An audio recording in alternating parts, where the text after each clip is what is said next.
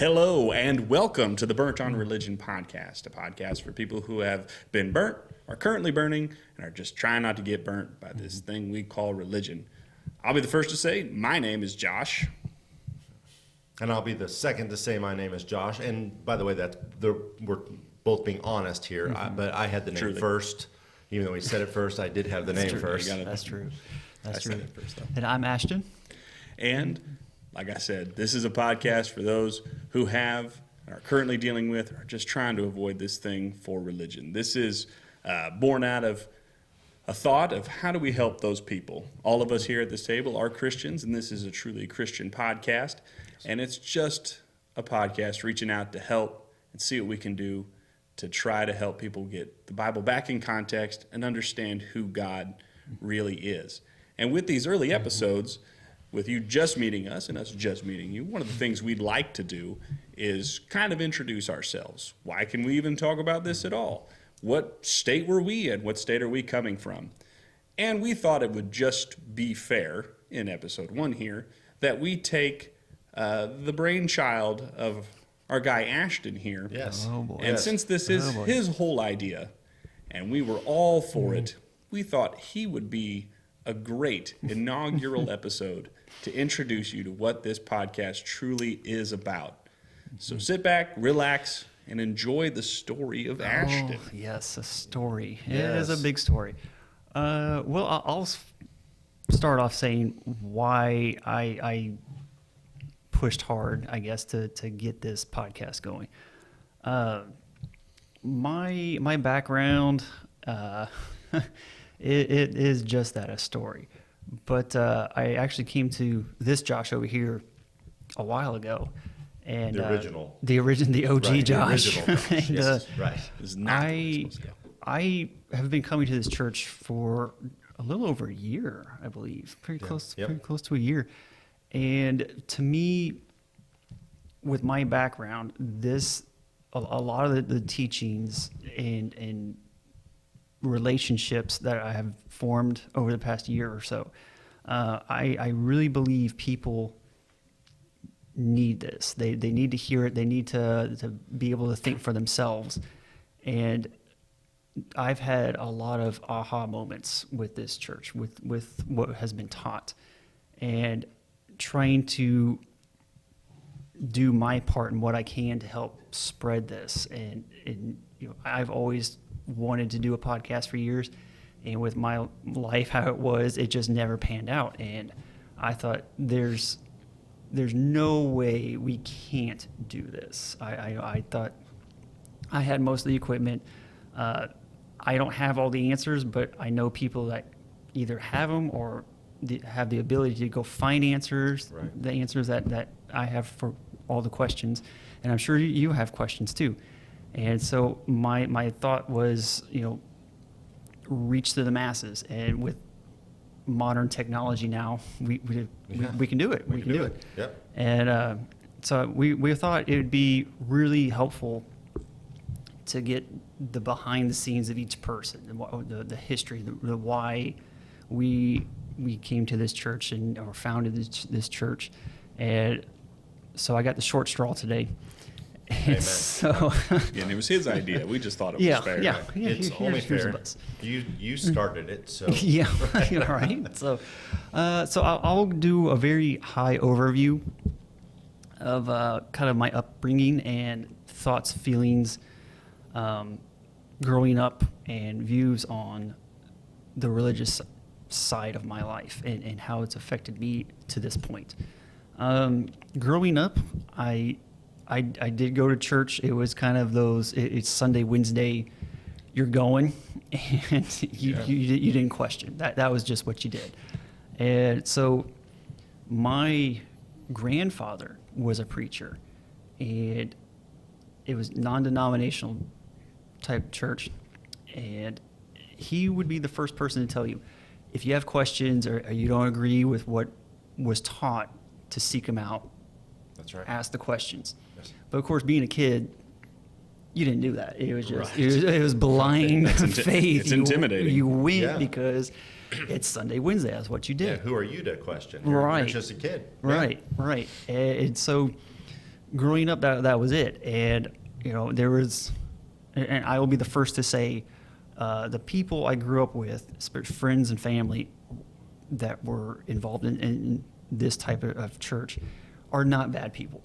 They're not, they weren't out to get me or, set me up for failure or whatever. And it was, they were taught this, and that, it's passed down.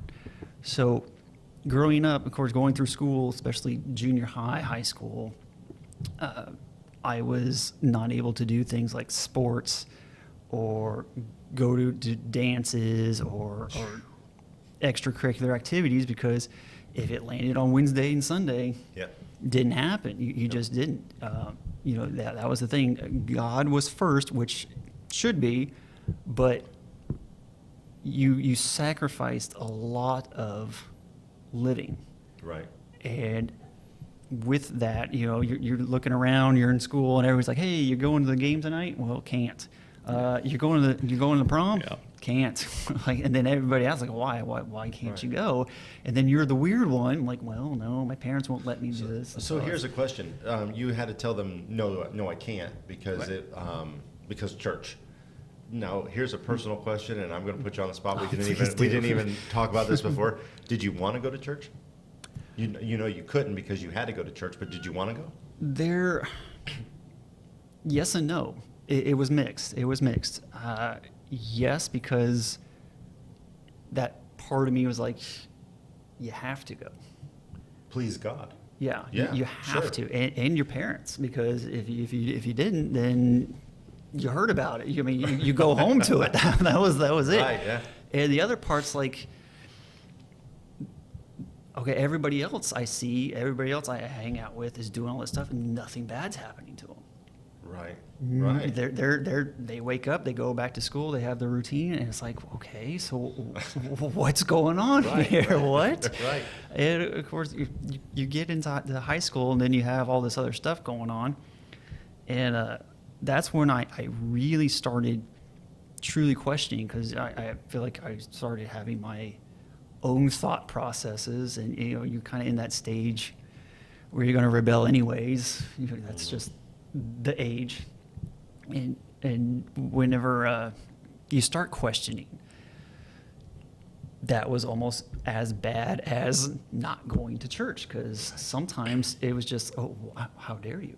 Right. Question I would ask, if you don't mind, and I've known that with different people, myself, people at the table. Did you have a certain instance that led you to question, or was it just that stack, that death by 1,000 cuts, if you will? There was a lot of things. So again, very high overview of this. So going to church, and, reading scripture and observing the lessons, and then you turn right around, and as soon as you leave the church building, I started picking up on a lot of little things people would do and say, and how they would act. And then you go home, and I felt like, again, this is how I feel, this is my perspective of the upbringing. I felt like I couldn't be 100% myself, because you are representing God at all times. And if you act outside this little perimeter, it's shame. How dare you? Right. Yep. Sure. But then you hear these teachings, and then you see everybody else from church going to parties, walking out of bars, or rumors and everything else. And you're like, wait a second, hold up. You're teaching one thing, and now you're doing another thing. That's hypocrisy. And all through high school, I saw more and more and more of it. So I'm like, okay, again, nothing bad is happening to these people. Right. But then there's no real accountability for what they're doing. I'm like, okay, why? Why am I going to this? Why am I doing this? And so there was a little shift starting there. And what started to really get me, of course, with questioning, and now there's questioning the religious aspect, and then how my family was portraying a Christian lifestyle. Again, not bad. I'm not trying to bash anybody. Sure. Yeah. But they're pouring this on me, and I'm questioning, am I being my real self? Right. And now there's a conflict inside eternally, and it leads me down to a road of depression and pressure, and my self-worth is like, well, okay, if I can't live up to these expectations, how valuable am I as a person? Right. And Yep. I didn't realize how bad I was mentally for years. And I ended up, of course, transitioning from high school to college. I ended up falling into that whole party scene, and I was in a couple different bands at the time, and we did shows and stuff. And I mean, it got to the point where I didn't realize how bad I was when it came to using alcohol, or I never did drugs or anything like that, but it's just finding other outlets to medicate, if you will, yourself to feel like you have some sort of value. And then I found that in the yes men, let's go do this. Oh no, okay, you're in a band, you do this. Oh, that's cool. Let's go do this. Right. And it's just you're in this cycle now, and there's a couple incidences growing up to where you feel awful, just terrible. And one big incident in my life, I know I kind of touched base with you guys on it, was when I was actually in a party, and I was drinking. I wanted to go home. Buddy tossed me the keys to my car, and I left. And I ended up getting in an accident, and I remember it was winter, it was snowing, and the snowplow truck came by and saw my car. And he asked if I was okay. I was like, yeah, I'm all right. So I'm going through my phone, calling people. Nobody's answering. Right. And I'm leaving messages on people's voicemail. I don't even know what time it is. And next thing I know, a sheriff pulls up. And I'm like, oh, okay. This is how tonight's going to go. And sheriff gets out of the car, checks my car. I sit in his car. And he sits there and he goes, man, how much have you had to drink? I'm like, I honestly couldn't tell him.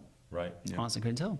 Sure. He goes, you have, well, at that time I had a very noticeable vehicle. It was a 73 Mustang. And he goes, you live out in Agency, right? I said, yeah. You're busted. He's like, yeah, I patrol that area. Like I've seen this car before. Like, right. I'm like, okay, all right. So I can't connect Kevin Bacon to this in any way, shape, or form. So and he goes, I want you to call your parents. I'm like, no. He goes, no, I want you to call your parents. I said, no, I'd rather go to jail. He goes, are you Instead serious? of calling your parents. Yeah, Yep. yeah. He says, are you serious? I said, yes. He goes, then I really want you to call your parents. I'm like, oh, great. So why didn't you want to call them? Because I knew. I knew how it would affect them. And I knew what I was doing was wrong. Right. And to face that at home, I'd rather go to jail and just... The shame? Yes. To face the shame the of shame doing and something. the guilt. And so I call my parents. Of course, he talks to my dad, and my dad shows up, doesn't say a word, not a word. That always helps. And so we get in the car, he drives home, doesn't say anything until we get home. And my mom's running down the stairs, she's crying. And first thing out of my dad's mouth is, you shouldn't have left the voice message on your brother's phone like that. And I'm like, wow. Okay, I clearly have several problems going on here, and I don't know which direction to turn. I don't know what to do, and that resonated with me for years. And at that moment, I felt like I was on a totem pole. And now I feel like I'm just at the very bottom trying to hold everything up. And of course, years go by, and they try to move on, and we have conversations and stuff like that. But going back to questioning things, to me, at that time when I clearly had an issue, I would go to bars and hang out with people, and it felt like for the first time people were connecting with me and listening and being empathetic. The bar group. Not the church group. Right. Okay. Right. Well, at the same time, I'm not sure if anybody at the church knew how bad I was. Right. Because, I'm in late high school, early college, and I never really had a true connection with anybody in the church. Yeah. Yep. And so, of course, hindsight, looking back on that day, it's like, okay, if I really truly had friends, nobody would have tossed me the keys. People would have said, no, you're done. No, you're crashing here. Right. You got to stop this. Something's going on, whatever. And also, hindsight, of course, people react differently to different situations. And, growing up, especially if you have kids now, every single day, every single situation's new. So I get that now on how to handle things. But to me, if you're trying to represent Christ as a Christian, maybe you should have asked different questions. Maybe that thing should have been handled completely different. Right. And I rattled in my brain all kinds of scenarios and questions and whatnot. But with the pressure and the depression of self-worth, am I trying hard enough to please people, please God? Because clearly something's not going right in my life. I don't know what to do. It's heavy too. Heavy. And, very heavy. And so I pushed away, and my family ended up going to a couple different churches in town, and they weren't agreeing with what's going on in those churches as well. And so they ended up doing a lot of Bible studies at home, and which is good and bad. I'm glad that they continued doing it, but at the same time, it was, how do you truly grow if you're not questioning things? Yes. And all my life going to school, they pushed that, like, ask why. How did this happen? What's the history of this? Where did you go from point A to point B? How do you get there?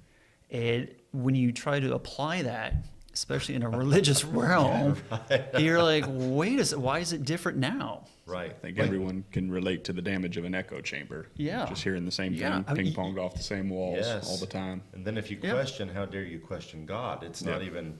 But you can question science all day, every day. Yes. And history all day, every day. That changes like every month. Right. Yeah. And so when you apply that type of knowledge to religion, it's like, wait, okay, I just like, I'm done. I can't keep going down this rabbit hole of hypocrisy and nitpick and I'll pick this verse for this scenario, and therefore it fits. And so for a long time, I felt like I was a robot. Like, okay, we'll sit down, we do this class. Okay, sure, we're done, and move on. But not mentally and emotionally get invested into God. And it was years, absolute years. It was actually when I was dating my wife at the time, and she was the one that said, we need to go to church. It's important to me. I said, oh, okay. That, but I kind of laid down some, like, I'm not going here. I'm not going to do this. I'm not going to go to this place. So did you have a gap between the time that your wife said we need to go to church and the time that you were in church? Or was there a gap there of no church at all? Or was it just this time to look for a new church? For a little bit, yeah, because... Well, okay, we'll get into that too. So I was previously married, and I'm gonna we are dismissed. We can't talk to him anymore. So here's hypocrisy 101. All right. So my oldest brother was married, and I don't know what happened in that relationship. He doesn't really talk about it. That's fine. It's his business. I, of course, heard from another person that somebody cheated on somebody else. Okay. But of course they end up getting divorced, and of course my parents were, for months I would hear, well, it's not you're still married in God's eyes. Mm-hmm. Yep. And so you're dating somebody else, so you're cheating on your wife. And so I was like, okay, and I didn't know all the pieces. I don't know what all was in that. So okay, fast forward, I get married, and everything went off the rails real quick, and I went down a very, very dark Alice in Wonderland hole. And I never had concrete proof if I was cheated on. I had a lot of people message me like, "Hey, is this your wife? She's at a bar. She's talking heavy to this guy, right. and whatever." And never any solid proof. But it got to the point where I questioned the safety of my kids, her well-being, my well-being. There was a lot of things going on. And I'm like, you know what? It took me a long time to decide to file for divorce because of the whole, are you going to be able to get remarried or not? Yep. Oh, biblically. Yeah. Yes, sure. Mm-hmm. And I struggled with that for months. And then at one time I sat down, like, you know what? If it's going to help my kids and they're going to be safe, I will take that bullet. Right. And I remember having that conversation with, of course, my parents. And I was like, this is what I decided to do. I'm not 100% sure if she's cheated on me or not. First thing out of my mom's mouth is, I think she has. Well, how do you know? Right. She now thinks I have a scriptural divorce. And I question that. It's like, with no evidence. Yeah. It It's just like, makes it so- scriptural if that's the if that's the way. Yeah. I'm like, sure. so how's this one okay and my brother's not? And I'm horribly confused now. Sure. And I'm like, okay, whatever. I'm just gonna do it now. Like I'm done. I don't care. And then at that time, I'm like, you know what? If it was really weird because my aunt of all people chimes in on this conversation, and she says, well, he's not baptized, so therefore he doesn't follow the true law of Christianity. Mm-hmm. I'm like, what? I just don't understand this anymore. Right. And I'm like, okay, Wow. fine. You know what? I'm just going to do it, and I'm going to live my life because clearly everybody else in this world can, and they're okay. Sure. And so I'm like, whatever. Okay. So I went through the divorce, and it took years to go through. It was a nasty ordeal. And so that was done. And I started dating my wife at the time.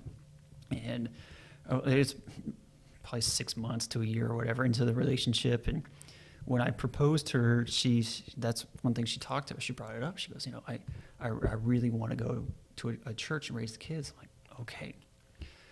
And I told her, I was like, you know my family, you know my upbringing, you know my thoughts on stuff. If we go to a church, if we find something, we'll take it one step at a time. She goes, okay.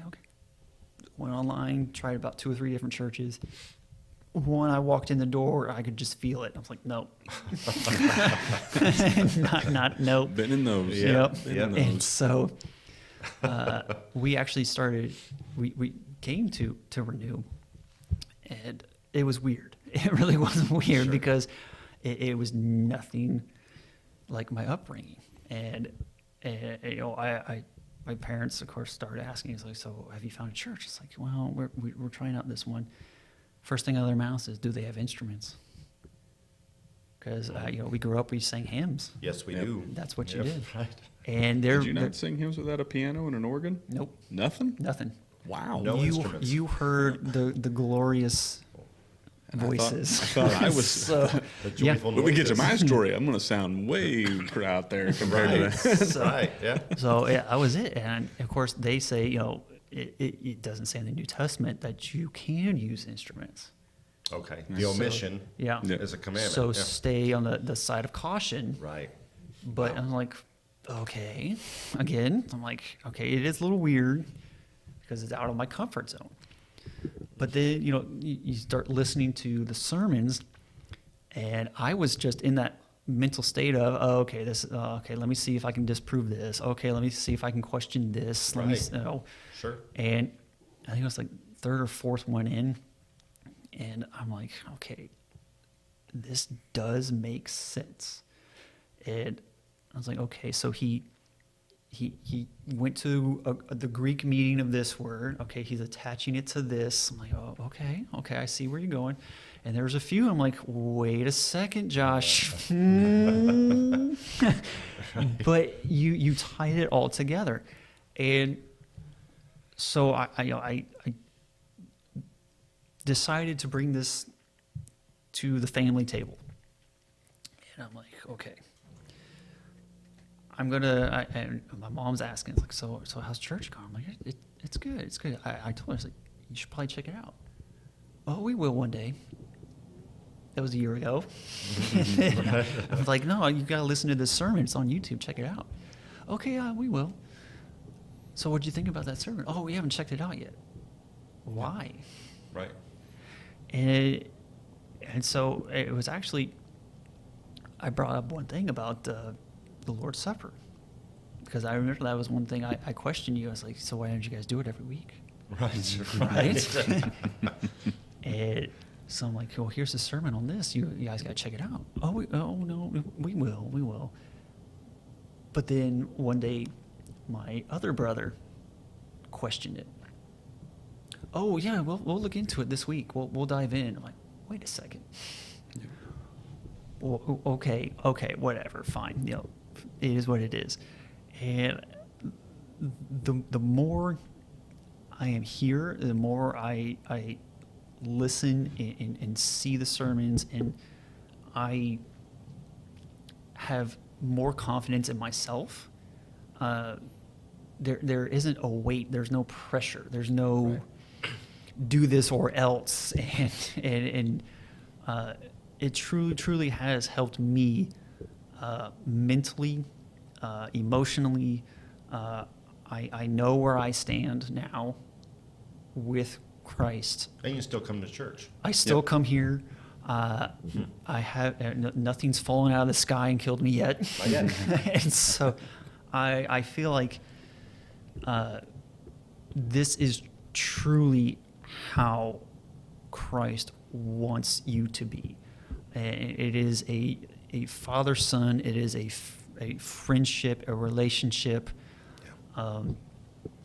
There's no pick and choose which verse one, what's going to help you out in this situation right now. Right. But then the next situation, no, because the same verse, there's no Right. hypocrisy. There's none of that. And it is refreshing. It is what people need to hear. And hopefully it does resonate with anybody listening. But it's, like I said, that's a very, very high overview of Right. where I've come from and why I'm here. And I know I can feel you having questions, Josh. I can feel it. It's part of the story when you heard it, and this is going back in a conversation that we had a long time ago when we were thinking of a name for the podcast. Mm-hmm. And we talk about burnt on religion and people who have been burnt, people who are stuck in it and who are just cooking in it and being burnt by it every day, and people who may not have been religious or dealt with it at all and just watching and just trying not to get burnt because it carries a reputation. Religion carries a Yes, it does. reputation. But I've always thought burnt on religion always had almost like a double meaning in my mind. And I Right. pick it up from your story, and you talk about a time in which you're out of church, but religion's burnt on. like it's stick like cheese on a pan. Yeah. It's Yep. burnt on, and Yep. no matter what you do, you can scrape it, Yeah, it's still you can yours. chip it, Yeah. and it's not coming off. Right. Every part of your life, decisions, things you may not even have been bought into for years anymore, but they're still there. They're still just so ingrained. And from your story, I see that. It's prevalent in so many stories, and how many people have that to where it affects life decisions long after they're out of a religion or after out of a church or anything like that. And You're always questioning your standing with God. truly, Yeah. Whether you're Truly. in church or you decide to leave church, you still have that where do I stand with God feeling. Yep. Yeah. Yeah. Am I living right? Am I living wrong? I went ahead and allowed this, but where do I stand in my relationship with God now? Because did I keep all the rules? Did I step Yeah. out of line? Yeah. And it's heavy. Yeah. It's Yep. so heavy. Yeah. You're living in a constant state of experimentation. You're Yes. wondering, what can I do? When you say nothing's fallen from the sky and hit you yet, Right. and that's the life you live. Is when's a step too far? Right. When am I doing the one wrong thing that I can't come back from, or that God will use to get my attention again? Right. And usually not in the most loving way is how it's taught. Like you said, the relationship, the weight that comes off your shoulders Right. is just incredible. To feel like is. you're not walking on eggshells. So I want to mention, because this is our first episode, we all go to church together. Yep. We go to church right here. We are in our church right now. We come together. We all grew up in a situation where we were in church. You know, we grew up in church, and we all feel the same way. But now we are thriving in church. We're not thriving out. I mean, we're thriving in and outside of church, but we are in a relationship with Christ where we're all happy. You're excited about going to church next week rather than, oh my goodness, here comes Sunday. Like Ashton Yeah. said, there is the you do and you don't, and here there's no don't. Right. I want to Yeah. be here. Right. I want to go to. We've said it. Church is the most fun, easiest part of Right. Christian life. I get to come and sit in a room with people that I agree with, Right. and just grow. Right. And that's awesome. And it's not just that we have the same opinion, because everybody's different. Everybody has different opinions on everything. It's that we're tied to the context of Scripture rather than an interpretation of Scripture. Right. And when you see Scripture in context rather than, like your story, no instruments, Yeah. That's I different. can't That's- find that in that's the different. Bible anywhere. But as you said, because you can't find that in the Bible, therefore the omission is the commandment. Yeah. You know, so that's an opinion, that's a preference. And a lot of churches have opinions and preferences. We have things going on in this church, even though I pastor the church. There are things going on in this church where I go, yeah, that's just not my preference. Yep. But a preference isn't a law. A Right. preference isn't what you should, it's not a make it or break it kind of thing. But in a lot of churches, it is. Yeah. And including misinterpretation of Scripture. Yeah. You get Scripture out of context, you got a whole world of rules that fall on us and that heavy feeling. And just listening to your story of not wanting to call your dad, Yeah. of all people, you should Right. want Yep. to call your dad. Right. Yep. Well, I mean, with that, I mean, of course, life lessons. And again, I'm not trying to bash people in any way, shape, or form because, again, being as a parent, Yeah. I have no idea what my child's going to do today. No, clue. Exactly. He'll surprise me. He will. But it's one of those. How can I handle this situation? Okay, even if I got angry with my child, I make it a point to apologize Sure. because they know I'm sorry. They know, okay, Dad messes up too. Right. Right. And so it's okay. You mess up, I mess up. We move on. All right. Okay. I stepped on your Legos today. I told you 4 times to pick them up. Right. So now Right, I'm right. angry. My foot hurts. I'm upset. I shouldn't yell at you, but at the same time, like something has to happen because Right. this situation you're not listening. But it's how you go about handling things now.